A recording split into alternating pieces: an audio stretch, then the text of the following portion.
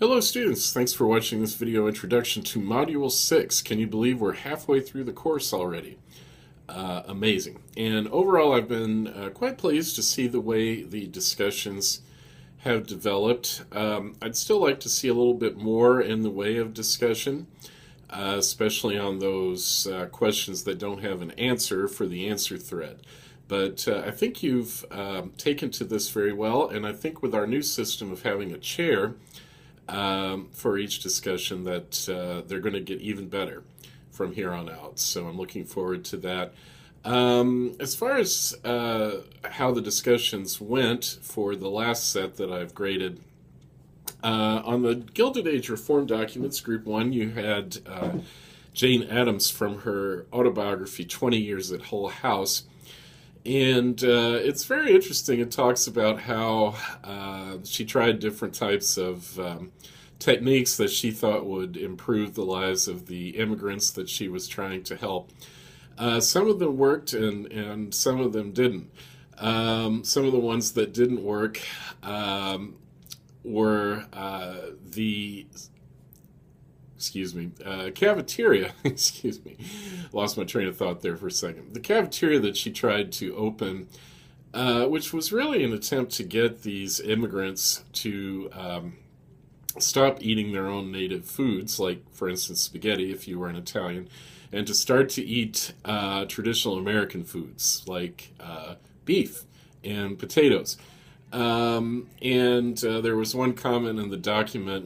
An old lady said, "Thank you, but I'd rather eat what I'd rather." So there was some pushback from these immigrants on certain things.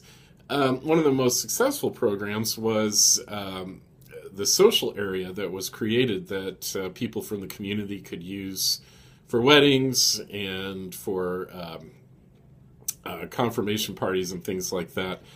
And that was one of the more successful experiments because it really met a community need. But even that was not perfect because, as one old gentleman said, it would have been a wonderful place if they only served beer.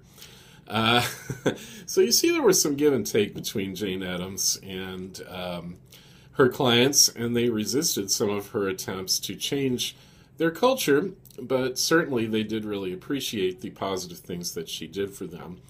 And Group 1, you seem to all be very much in agreement that Jane Addams was a true humanitarian. And I think I have to agree on that. I think that she did learn from her mistakes. Groups 2 and 3, you had pieces from Jacob Riis's How the Other Half Lives that I talked about in an earlier lecture.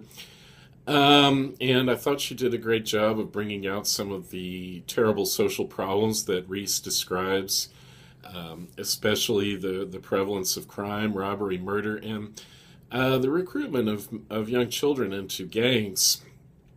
And I really thought your discussions of some of the fundamental questions were very interesting. For instance, was the antisocial behavior really caused by the environment, or was it just the result of free choice, the free will decisions of the people in the slums? Megan, I thought your development during this discussion was very interesting because when it started out, you were really pushing for the free will side of it and saying it was these people's choices, but by the end, you had sort of broadened your focus a little bit, and you made I thought, a great comment where you said that sending these people back into the slums after they were let out of jail was like sending an obese person into a donut shop and expecting them to get thin.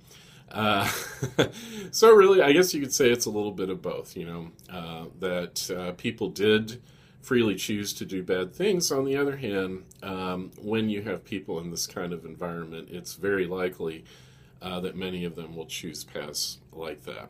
I think you too saw Riis primarily as a person who cared about the people in the slums. There were a couple people, though, who had a very legitimate disagreement with that and felt that he was more contemptuous or fearful of the people in the slums. Probably a little bit of both. As far as the questions on the Theodore Roosevelt video. Enjoyed those discussions. I think you all hit on the important points about TR's upbringing as a sort of sickly child whose father really pushed him to remake himself. And ultimately, that resulted in him embracing sports, embracing boxing, for instance, and so forth, to really toughen himself up and become a man's man. And then, after the death of his first wife, Alice Lee, he decided to go out west and become a rancher. And you brought out, I think, some great reasons why this was good for him. He had a kind of sheltered upbringing in terms of his class. He was a member of one of the richest, most prestigious families in New York, and of course socialized with kids from the same class, the same social class. So going out west really helped him to expand his repertoire.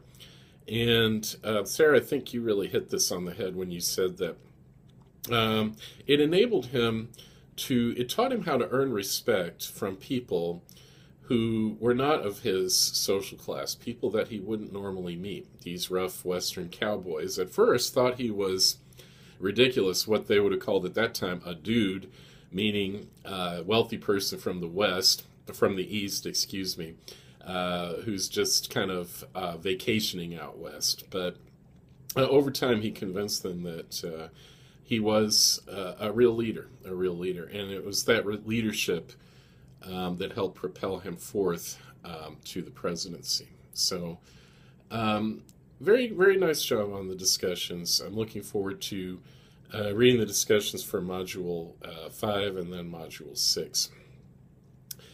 Just a few announcements. One, don't forget that the full drafts of your essays are due at the end of this module, that is, by midnight on June the 13th. Second, the study guides for your second exam, which will come after Module 7, are posted in this module at the end of the list, so don't miss those. Third, the lectures for this module you'll find are quite a bit longer, both of them, than normal. So apologize for that, but there's a great deal of interesting material here, I think, and I didn't want to give it short shrift. However, you don't have any documents this time. Our discussion is going to be based on a movie, very significant movie called The Birth of a Nation. And I explain in the lectures why this is so important and why I have assigned it to you. This is going to be a difficult movie to watch in a lot of ways, and I think, I hope, you will all be deeply offended by it because it is a deeply offensive and racist movie. But I think it's very valuable for us to see this, to really try to understand the mindset of white Americans at this time and see how deep the racism really went. So when you watch this film, start about 1 hour and 27 minutes into it and watch for 1 hour. And that will give you enough material to do the questions. This is actually a 3-hour long movie. It's an epic movie. We're not going to watch the whole thing. But start about 1 hour and 27 minutes in and then just watch for 1 hour. All right? So as always, feel free to contact me if you have any questions. Here to help. I'm pleased with your progress, and I'm delighted that we're finally back on schedule. So very much looking forward to the second half of the course.